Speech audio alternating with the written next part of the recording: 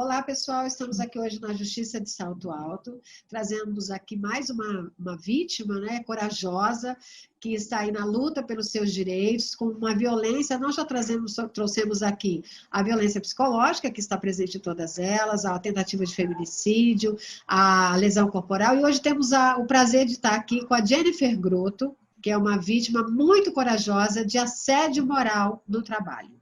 Então, Jennifer, muito obrigada por estar aqui conosco, por ter aceito. Eu que agradeço pelo convite. Está sendo uma felicidade muito grande conversar contigo a respeito disso, dessa nossa luta da visibilidade à desigualdade de gênero, as violências a que a gente está exposta. Então, está sendo um prazer muito grande conversar contigo sobre isso. E a Jennifer, ela é médica pediatra em Santa Cruz do Sul e professora também da Unisc, né, que é a faculdade lá local do Rio Grande do Sul. E, assim, o que coloca ela ainda mais na vitrine, né, Jennifer? Assim, continua o seu trabalho em alguns locais, e em um desses locais, porque médica também trabalha muito em vários locais, a gente não vai dizer aqui o local, mas, assim, o que nos interessa, obviamente, é a história. Por quê? Muitas mulheres não sabem nem o que é o assédio moral, e isso te deu a ideia de poder fazer a luta por todas as mulheres e criar o projeto Assédio Não Mais. Eu queria que você falasse um pouquinho, antes, né, da sua história exatamente, falar dessa ideia, dessa iniciativa que você teve. E daí depois você narra para a gente a sua história. Sim. Esse projeto, na verdade, surgiu de uma rede de apoio que surgiu com a situação que eu vivi. Quando eu passei pela situação de assédio, eu primeiro passei pela questão de ter vergonha, de esconder, de não falar para as pessoas sobre isso. E a partir do momento que eu fui conversando com outras mulheres, eu fui vendo que a gente tinha essa história em comum. Então, até um dos posts que eu fiz na página, eu coloquei que você conhece uma mulher que sofreu assédio. Isso é uma afirmação, não é uma pergunta. Porque, embora muitas vezes a gente não fale sobre isso, muitas outras passam por isso diariamente. E quando eu falo em mulheres, porque assim, não quer dizer que só mulheres sofram o assédio moral, mas a gente está muito mais frequentemente, existe um viés de gênero muito grande. Olhando pesquisas científicas, a gente vê que em números chega a ser a 70%, 80% de mais frequente em mulheres. Então, vendo que muitas pessoas tinham uma história em comum, que muitas mulheres tinham essa história em comum comigo, eu pensei, se a dor não é só minha, a luta também não tem que ser, né? Então, resolvi me expor e o interessante foi toda a rede de apoio que se formou com isso. Primeiro, antes de vir a página, foi quando eu conversei com algumas alunas minhas, algumas colegas de trabalho, e elas partiu mais delas a ideia da página e de tudo isso, que elas falaram, vamos expor, já que é tão comum, já que todo mundo vamos expor. Aí eu sempre fui meio tímida com câmera, nunca fui muito, aquele vídeo, o primeiro vídeo da página, que é quando eu conto a minha história, foi extremamente fazer isso, né? Foi extremamente doloroso. E foi tipo, eu tive que sair da minha zona de conforto para fazer com que a minha história, o que eu tinha passado, também ajudasse outras pessoas que estão passando por essa situação a sair dessa de uma maneira um pouco melhor, né? Sim, e é importante você dizer isso, Jennifer. Assim, é claro, nós aqui defendemos a mulher pela situação do patriarcado, do machismo da própria sociedade, mas é claro que a violência também existe contra homens, contra homossexuais. É que nós pegamos o viés de gênero justamente porque, infelizmente, o machismo ainda prepondera, né? Que é o nosso objetivo, é o que você falou, não quer dizer que seja só com a mulher. E também a situação do assédio é importante dizer, porque tem mulheres que sofrem, né, Jennifer? E não sabem que estão sofrendo assédio moral. Nem sabem. Então, se você que está com o grupo, queria que você definisse, que todos sabem que tem que ter a hierarquia, são questões humilhantes, de cima para baixo, ou vexatórias, ou de te ignorar, ou a sobrecarga de trabalho. Então, eu queria que você falasse, né, até do seu grupo, esses pontos, para que as pessoas que estejam em casa, as mulheres, falam assim, olha, isso aconteceu comigo. Então, eu sofro isso também, porque é isso, né, que a gente tenta levar para as mulheres que estão em casa, vítimas e ainda não reconhecidas, como em todos os tipos de violência. Eu queria que você falasse um pouquinho sobre isso. É interessante a gente observar que na estrutura de trabalho hoje em dia, o assédio está muito presente porque parece que não é visto de uma maneira tão banal. A humilhação, os atos vexatórios, as intimidações são vistas de uma forma tão banal que as pessoas sequer percebem acham que isso é uma coisa normal. Então, hoje em dia se banaliza muito essas situações que geram humilhação, que fazem que a pessoa não se sinta bem em relação ao seu próprio trabalho, né? E o assédio configura justamente isso, são as situações vexatórias, as situações de humilhação, a diferenciação entre funcionários, né? Então, eu sou tratada diferente, eu ocupo o mesmo cargo do que um determinado colega, mas eu sou exposta a situações distintas do que aquele colega. As exigências comigo são diferentes do que são com o outro colega. E é importante a gente falar também que, assim, muitas vezes o assédio moral e o assédio sexual acabam vindo juntos, né? Diante de uma negativa, diante do assédio sexual, a vítima acaba colocando um alvo no peito e sendo alvo de humilhações de todos os tipos, de pressões enquanto ao cumprimento de tarefas, e nisso se fala tarefas inalcançáveis, então vão se colocando metas que visivelmente a pessoa não vai conseguir cumprir, e simplesmente para ter um argumento para poder humilhar esse funcionário, né? Aí entram também ameaças, intimidações. Então, assim, se a gente for perceber, quantas vezes a gente presenciou coisas desse tipo? Eu mesmo antes de ser uma vítima do assédio, eu já tinha percebido isso dentro da estrutura de trabalho e eu também já vi isso como banal em algumas vezes. É uma coisa que passa tão despercebido porque é comum, é extremamente comum e não deveria ser. Né? Exato, e pela sociedade fica aquela coisa, é a personalidade do meu chefe, né? Exatamente. Chefe, é aquela situação que, é assim mesmo, um dia tá bem-humorado, outro dia não, e as pessoas justificam, como todos os tipos de violência, que aqui a nossa luta é justamente isso. Primeiro a vítima se reconhecer. Depois, quando ela se reconhece, vem o pessoal do deixa disso também e diz, vocês precisam do emprego, né? Tipo, não cria conflitos. Então, assim, é muita coragem e por isso que eu quis destacar você, né? Se colocar como a própria vítima, não só criar o grupo, né? Que poderia também só criar o grupo, mas não se expor, até como você falou, sair da sua zona de conforto, que não é a sua profissão, né? E isso é muito importante. E a gente destaca isso. E assim, como você falou do assédio sexual também, o seu projeto também trata disso, e que também muitas mulheres se submetem por medo de perder o trabalho, né? Ou então fica aquela situação de eu vou administrar, né? Assim, as mulheres que nos procuram nesse aspecto do assédio sexual é isso. Eu administrei um tempo, achei que fosse passar o interesse, ou então tentei fazer um jogo de sedução até para poder me manter. Então, assim, o número de mulheres que te procuram no projeto hoje em relação ao assédio moral e sexual é bastante grande, assim, das mulheres que já se reconhecem?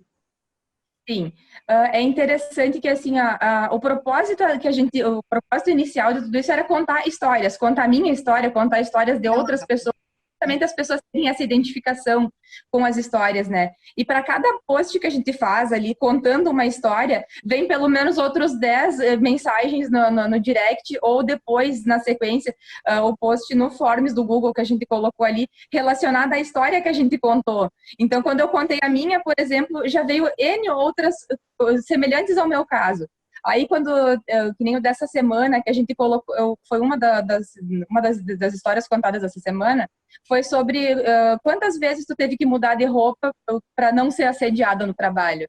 E aí, contando a história de uma mulher que sentiu que perdeu a personalidade dela porque ela teve que mudar totalmente o estilo dela se vestir para poder ir trabalhar.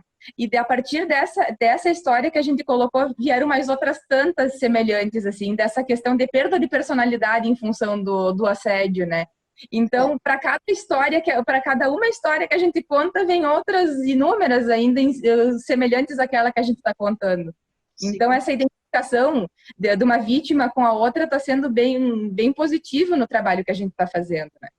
E na verdade, assim, os assédios, sejam ele o moral ou o sexual, a vítima acaba sendo exposta, né, sempre, que é o que a gente fala aqui, aquela luta pelo óbvio de provar exatamente que ela é a vítima, até como você falou, às vezes a vítima perde a identidade para se colocar e se encaixar naquele padrão, que não deixa de ser uma obrigação do patriarcado, do machismo, e quando ela coloca vamos falar entre aspas, a boca no trombone, divulga, sempre acham até outras mulheres para dizer, olha, mas olha a roupa que ela tava, olha o batom, vai trabalhar de batom vermelho, é isso que tá. Né? Quando às vezes aquele comentário de com essa roupa estava pedindo, né? Que é assim, uma tentativa eterna de se né? a vítima, né? Então, assim, o que deixa a vítima realmente dos assédios ainda mais frágil, né? Todas elas ficam frágeis diante da situação de divulgar, porque ela acaba sendo, entre aspas, condenada, né? Pela sua Exatamente. iniciativa. Quando eu pensei em divulgar minha história, assim, porque muitas se ofereceram para gravar, porque ali a gente tem as nossas atrizes amadoras que contam essas histórias, e eu pensei, as gurias vão fazer, só que eu penso assim, é interessante a gente mostrar que qualquer um pode ser vítima do assédio. Pensando no preconceito que as pessoas colocam, achando que tem um perfil para vítima do assédio, né? Tu pensa que eu sou pediatra, que as pessoas nunca vão ver um pediatra nessa situação, né? Nunca vão imaginar que um pediatra passa por essa situação. Então, aí eu pensei, se eu der nome, se eu der o meu rosto para isso, eu acho que as pessoas vão ver que qualquer um, a ideia é realmente mostrar essa, que qualquer uma de nós pode estar exposta a tudo isso. Profissão nenhuma te protege disso, nenhum cargo te protege disso, porque o assédio também pode ser de chefia, mas também pode ser por colegas de hierarquia semelhante, inclusive até de pessoas de nível hierárquico abaixo, inclusive, ou que trabalham em outros setores. Sim. Então, a ideia é essa, de mostrar que em lugar nenhum a gente está protegida e segura quanto a isso, né? Não, e é importante você dizer isso, e eu bato bastante nessa tecla em relação a não ter profissão que proteja de qualquer tipo de violência. As pessoas têm também, tanto a vítima como o agressor. Não é porque fulano é engenheiro, médico, advogado, promotor, que ele não pode ser um agressor. E da mesma forma, a vítima não é porque ela tem uma profissão diferenciada, ou tem um status, que ela não vai ser vítima. Ou que ela tem que ser mais esperta, porque o que a gente ouve aqui no nosso movimento é isso. Mas como ela foi vítima? Assim, uma psicóloga vítima? Uma psiquiatra vítima? Assim, né? Isso? Como que ela não identificou? Infelizmente, principalmente o relacionamento abusivo, a violência psicológica, e a psicológica está presente, imagina, tanto nos assédios quanto em todos os outros tipos de violência, é muito importante dizer, não há profissão nem de vítima nem de agressor. Na verdade, isso pode acontecer com qualquer pessoa, né? É universal, né? Infelizmente, o assédio é universal, né? Infelizmente. A sua história, eu queria que você falasse um pouquinho, assim, resumidamente, de como aconteceu, como você percebeu, aquele start, olha, eu estou passando por um assédio, assim, no início você suportou, até por precisar do trabalho, ou você de imediato percebeu e rompeu? Como que foi? Então, assim, para mim, acho que a percepção do assédio em si foi acho que uma das piores maneiras, digamos assim, porque foi quando aconteceu uma agressão propriamente dita, né? Uma importunação física. Então, esse foi o momento pior de tudo isso, né? Então, isso impactou de forma muito negativa na minha vida, assim, porque o resto eu até conseguiria ter suportado, assim, dentro do possível, mas quando chegou nesse ponto, eu já não consegui mais, né? No meu caso, foi um colega de trabalho que divide um nível hierárquico semelhante ao meu, né? A gente teve divergências quanto a alguns pontos de vista, e divergências são normais no ambiente de trabalho, e que bom que elas existem, né? Que bom que elas existem. Exato. Só que no meu caso, chegou um ponto que a divergência começou a gerar situações de assédio, importunação por telefone, de ficar ligando e exigindo coisas que não eram nem da alçada dele me cobrar, muito menos da minha alçada resolver, né? Então, eu comecei a ser solicitada para resolver situações que eu não tinha nem, que não estavam longe do meu domínio resolver. Sim. Depois das importunações por telefone, ele começou a importunar a minha chefia a respeito disso, das coisas que ele desejava que fossem feitas. E mesmo informado de que não estaria, que eu não tinha nada a ver com isso, que eu não tinha como resolver as questões que ele queria, ele continuou importunando a minha pessoa e a minha chefia a respeito dessas situações. Num dos dias, eu cheguei para trabalhar num dos setores administrativos e nesse dia ele entrou atrás de mim na sala onde eu tinha ido simplesmente entregar alguns papéis que faziam parte do meu trabalho. Sim. E ele entrou na sala onde eu estava e já começou com intimidações verbais. Nisso, a funcionária que estava na sala comigo saiu da sala e ele, no que ela saiu da sala, ele fechou a porta. E no que ele fechou a porta, ele não me deixou mais sair. Eu só pude sair da sala quando ele quis que eu saísse. Nesse meio tempo, foram ameaças de destruir carreira, de destruir a minha vida, de destruir a minha família, de destruir tudo que eu tinha, porque eu não tinha sucumbido às vontades dele. Também disse que sabia onde eu trabalhava, sabia onde eu morava, e assim, só terminou quando ele quis que terminasse. Nesse meio tempo, teve dedo na cara, importunação física no tipo, eu fui tentar sair e ele se interpôs e não me deixou sair da sala. Então, a agressão terminou quando ele quis que terminasse. E a partir daquele momento, eu saí dali, fui para dentro do meu carro e eu só consegui ficar parada. Eu não consegui ter nenhum outro tipo de resposta a não ser isso depois. Liguei para o meu marido depois, expliquei a situação e nós vamos para a delegacia. E eu disse, como nós vamos para a delegacia? Disse, ninguém vai acreditar em mim. Disse, porque a gente tem aquela ideia de que sempre vão pensar que a mulher é a maluca, né? Do tipo, achar que eu quero coisa. Sempre pensam isso, né? E a gente tem tão dentro da cabeça da gente de que vão pensar que a gente é maluca, que eu disse para ele, eu não consigo ir até a delegacia. Sim. E aí, naquele dia eu não fui. E ainda fui trabalhar normalmente e tudo. E aí, mesmo assim, depois do que tinha acontecido, ele seguiu me importunando por telefone. E aí, chegou num ponto, naquela mesma semana, que aí que eu comecei a abrir a história e comecei a receber apoio. E aí, as meninas, essas com quem eu vinha conversando, me indicaram uma advogada que trabalhava com essa questão da causa da mulher.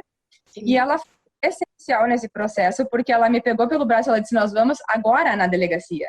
E essa é a diferença de quem realmente, eu sempre falo para as vítimas, às vezes a pessoa é completamente profissional, é louvável, é de renome, até na área criminalista mesmo, mas se não tiver aquela sensibilidade para a situação de violência da mulher, né, violência contra a mulher, assim, é o que você falou, ela te pegou pela mão e te conduziu. Esse é o diferencial de quem realmente abraça as causas de violência doméstica, de violência contra a mulher.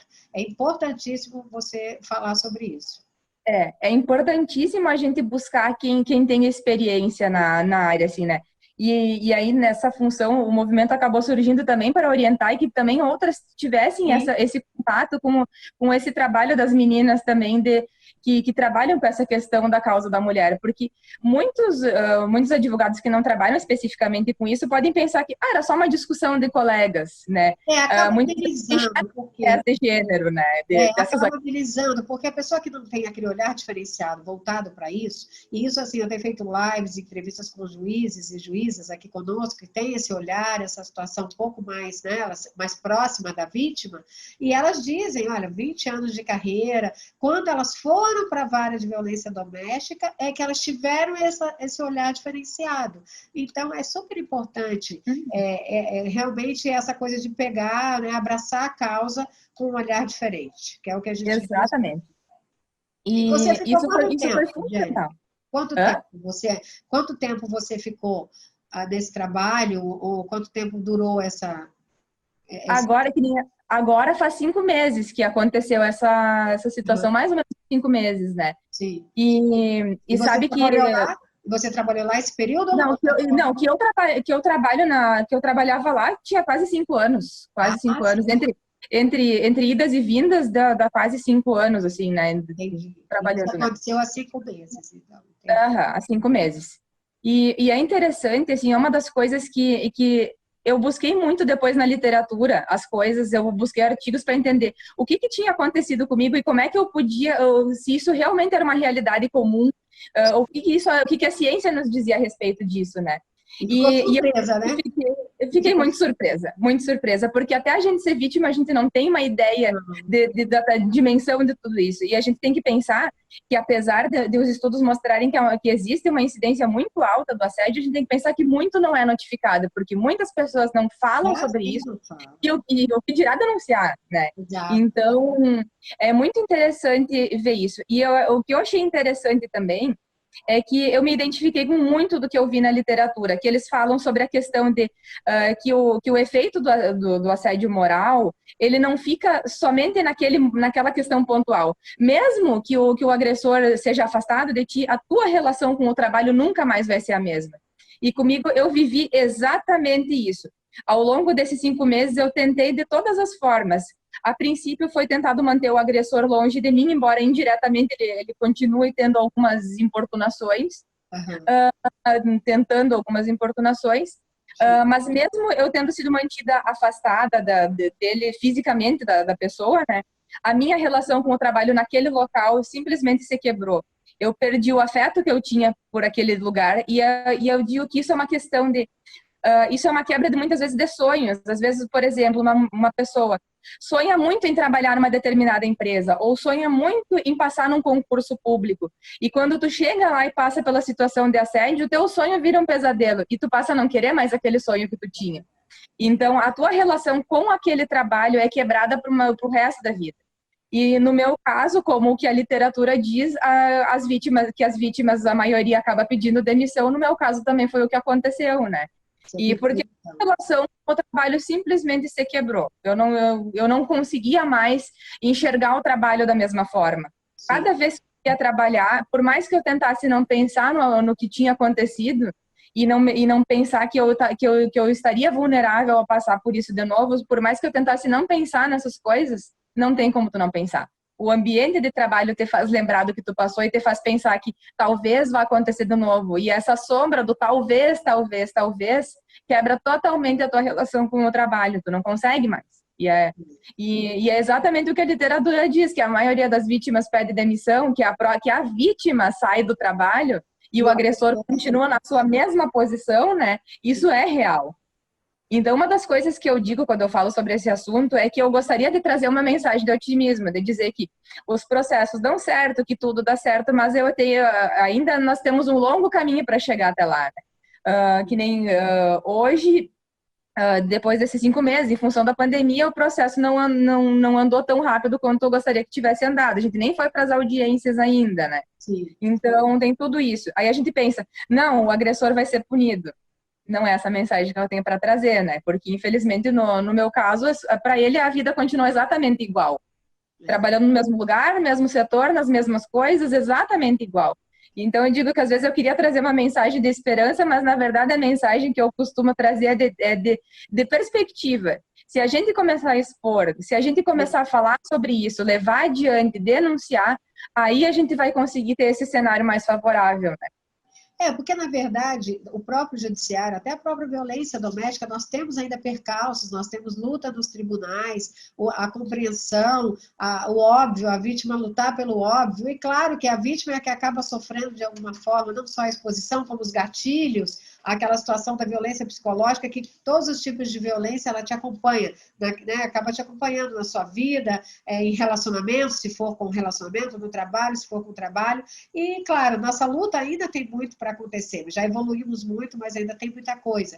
E na verdade, né? E na verdade a gente tem que fazer o que você falou, é propagar, é expor, porque aí a violência começa o cerco se fechar um pouco mais da sociedade para a justiça, vamos dizer assim. Né? A justiça tem algumas questões pontuais, mas é esse movimento de todos falando, de todas as mulheres, de todo mundo levantando a bandeira, é que faz com que a justiça mude. A verdade é essa. A própria, como dizer, a própria Maria da Penha, se tivesse desistido, não teríamos a lei, porque ela no início foi negligenciada aqui no país, né? Não foi ouvida, não teve voz. E conseguiu depois com essa movimentação. Então, é isso que a gente tem que fazer. Todas nós, né? Começarmos a expor cada um do seu jeito, ajudando outras mulheres, criando movimentos, falando das situações, estendendo a mão, porque quando, é aquilo que você falou lá no início, eu decidi fazer, e outras pessoas que eu conversava também, por quê? Porque se você vai fazendo, você vai percebendo que você vai se curando mais quando você vai ajudando também outras mulheres a se perceberem vítimas e a serem voz. Eu acho que o que salva a questão da violência, a vítima nas questões de violência, é colocar a voz. Realmente que essa voz Exato. ecoe para maior número de outras mulheres e vítimas, né? E uma das coisas, assim, Rose, que me fez, que me movimentou muito, assim, que me mobilizou muito a fazer, a organizar o movimento dessa maneira, porque eu pensei assim, ó, eu sou parte ainda de um grupo de privilégios, eu tenho que admitir os privilégios que eu tenho. No Sim. caso, eu tenho mais de um emprego, eu tenho para onde ir no caso de pedir demissão, e ainda sou uma pessoa que pela profissão, acabo tendo condições financeiras de poder pagar um advogado. Se eu, que tenho esses privilégios, não vou iniciar uma luta coletiva para que as outras não tenham, que as outras que não têm a mesma oportunidade que eu, não sejam expostas a isso que eu passei, então não faz sentido, né? Então, a gente tem que perceber que isso, que quando a gente assume essa luta, não é uma luta individual. Eu estar com um processo judicial em andamento, eu estar com um processo administrativo em andamento, não é uma luta pessoal minha só. Não é simplesmente para resolver a minha própria situação. É uma luta, mas isso é uma luta coletiva. Porque se a gente começar, se as pessoas que têm um pouco mais de privilégio, que não tem aquele medo tão grande assim de perder o emprego porque tem outras opções, né? Se a gente que está nessa posição não vai começar a lutar por justiça pelas demais, então realmente perde-se totalmente o sentido, né? Sim, sim. E é essencial isso, para que haja mudança, tem que haver mudança também na própria sociedade, nos comportamentos, né, das criações, das gerações, isso é muito importante. Eu queria que você deixasse a sua mensagem final agora, e assim, sobre isso, sobre a sua vida após isso, que você já falou um pouquinho, mas deixasse uma mensagem para as vítimas que estão em casa, para as mulheres que se reconheçam, né? Ou falar alguns itens para que elas se reconheçam, ou alguma mensagem que você julgue importante, o mais importante nessa luta aí no seu projeto e para a sua vida. Primeiro de tudo, eu quero te agradecer pela oportunidade de estar conversando. Sim. E, como eu disse, eu queria trazer uma mensagem de maior esperança, mas, apesar de eu não ter grandes notícias boas para dar, de dizer que tudo se resolve imediatamente e que as coisas vão se resolver de imediato, a gente tem que ter esperança. A gente tem que ter esperança. Agora, a gente tem visto uma luta cada vez maior em relação aos direitos das mulheres, em relação a desigualdades de gênero. E eu acho que o primeiro passo que a gente pode fazer, que não é só por nós, é pela coletividade, é falar, é dar voz a tudo isso. Então, assim, ó, se eu tenho uma mensagem para dizer para alguém que foi vítima de uma situação como essa, de assédio moral, fale. Se tem medo de perder o emprego, se por enquanto não tem perspectivas, que não possa denunciar, mas fale com outras pessoas, não carregue esse peso sozinha. Porque, que nem no meu caso, se eu não tivesse contado com o apoio de outras pessoas e se eu não tivesse me permitido falar e ouvir o que as pessoas tinham para me dizer, a minha situação estaria completamente diferente. Então, eu estaria guardando essa mágoa e carregando esse peso totalmente sozinha. Então, se tem uma mensagem que eu tenho para dizer, falem com outras pessoas, não tenham vergonha, a culpa não é de vocês, a culpa não é da vítima. Então, assim, se abram, falem sobre isso. A nossa página tem essa questão de relatos anônimos, se quiserem fazer relato por direct. E é justamente por isso, para que as pessoas se sintam com liberdade para falar com alguém, porque precisa falar, realmente precisa falar para ganhar forças, para se sentir melhor e para daqui um pouco conseguir todos os artifícios para ir atrás da justiça. Sim. Né? Então, é importante isso, a gente vai montando, é que eu falo sempre aqui, a corrente do bem, né? Você vai falando, vai ecoando a sua voz, e é isso que vai modificando, inclusive as decisões também no judiciário, apesar das leis que já temos, das alterações, é o que vai mudando o conceito quanto a isso, de julgamento também, né? Exatamente. Isso é muito importante. E assim, é o que você disse e que eu sempre prezo aqui, esse olhar diferenciado da vítima, a culpa nunca é sua, você tem que falar sim, e se alguém achar que a culpa é sua, não tem que nem que estar perto de você, né? Não, essa pessoa não merece ser ouvida nesse caso, né? Não merece. Você tem que saber que a verdade tem apenas uma versão, você sabe qual é e seguir em frente. Então, eu acho que isso... Vamos chegar a um tempo que eu imagino que as gerações futuras, e essa é a nossa utopia, o nosso sonho, que vão dizer assim, mas tinha que ter uma lei Maria da Penha para que as mulheres fossem respeitadas, que coisa estranha, né? Eu espero que é isso. Outro dia, as juízas aqui que eu entrevistei falaram exatamente isso e eu achei bárbaro. Justamente isso, porque é como acontecia antigamente, que a mulher era obrigada a ficar casada, não existia o divórcio, não existia o direito a voto. Aí a gente vê hoje com aquele olhar tão distante, tipo, como isso era possível? A mulher não tinha CPF, né? Então, eu imagino e quero que um dia falem isso também. Tinha que ter lei para que as mulheres fossem respeitadas em seu ambiente de trabalho, nas suas vidas, né? Na sua vida emocional, pessoal e etc. Eu, Jennifer, assim, estou agradecida, orgulhosa de você, que o nosso movimento busca valorizar a vítima, né, sobre todos os aspectos, e você, como você disse, o seu trabalho, né, que você pode fazer isso, claro, mas você também tem retaliações de colegas também, de repente, do mesmo nível, né, de coragem, né, e acaba sobrando, assim, um pouco para você nesse intuito. E eu queria te agradecer e te parabenizar por isso, né? E vamos sempre buscando vítimas e dando voz a essas vítimas. E assim, o judiciário, como o próprio nome diz, é um processo. E isso, com a pandemia, deu uma paradinha realmente, mas é o que você falou, eu acho que o seu maior ganho, a sua maior cura, você já está tendo, que é o seu projeto, ouvindo aí outros relatos e dando também a sua voz Usar de dessa vida. história para ajudar outras pessoas, né? Exatamente. Não que você não mereça, não vá fazer a sua justiça, mas te deixa um pouco mais um bálsamo para que você lute, continue lutando um pouco, assim, vendo que você está com a sua força, né? Isso é É importante. fazer com que a dor tenha algum sentido, né? Então a gente está dando sentidos a isso, né? Exatamente, pegar a sua cicatriz e movimentar alguma coisa. Obrigada mais uma vez. Muito obrigada Eu pela estou muito feliz, oportunidade. assim, e já estou aqui, gente, com uma médica, já peço desculpas aos meus seguidores, porque eu estou com a voz péssima, aqui atacada com uma rinite, então, assim, com a respiração horrorosa, mas, assim, um papo maravilhoso e que eu não podia deixar de fazer, justamente para trazer mais uma notícia, mais uma história, para conscientizar aí outras vítimas, né? Obrigado, Jennifer, pela sua coragem. Obrigada pelo teu trabalho, mostrar essas histórias. Obrigada e participe com a gente está junto aí para salvar as outras vítimas e salvar as mulheres, tá? Boa noite para você e tudo de bom. Muito Boa obrigada. noite, tudo de bom.